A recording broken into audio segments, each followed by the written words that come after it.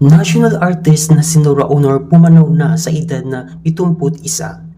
Kung ikaw ay bago ka lamang dito sa aking YouTube channel, ay huwag mag-atubiling mag-subscribe, likes, and comments. Pumanaw na nitong April 16 ang nag-iisang superstar at national artist for film and broadcast arts na si Nora Honor. Siya ay 71 years old. Kinumpirma ng kanyang anak na si Ian De Leon ang malungkot na balita sa pamamagitan ng kanyang Facebook account. Kalakip ang black and white photo ng superstar ang kanyang mensahe para sa ina. Bukod kay Ian, naulila rin ng movie at TV icon ang iba pang niyang mga anak na sina Lotlot De Leon, Matit De Leon, Kiko De Leon at Kenneth De Leon.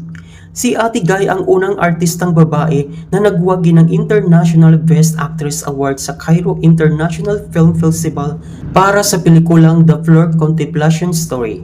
Siya rin ang nag-iisang Filipino actress na napagbilang sa 100 Centennial Honor for the Arts na iginawad ng Cultural Center for the Philippines noong 1999.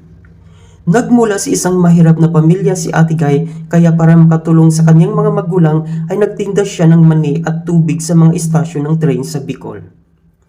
Kasunod nito, sumali siya sa mga amateur singing contest sa kanilang bayan hanggang sa mag-join nga siya noong 1967 at nagwagi sa tawag ng tanghalan na siyang nagbukas ng pinto sa pagpasok niya sa showbiz. Nagkaroon siya ng recording contract at naging sikat na singer sa Pilipinas noong dekada 60 na naglabas ng maraming hit songs.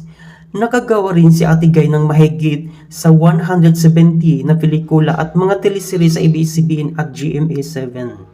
Nakatanggap din siya ng napakaraming parangal sa loob at labas ng bansa. Ang ilang sa mga pelikulang nagawa ni Ate Guy at umani ng parangal ay ang 3 Taong Walang Diyos noong 1976, Himala noong 1982, Bona noong 1980 at Taiwan noong 2012 at marami pang iba.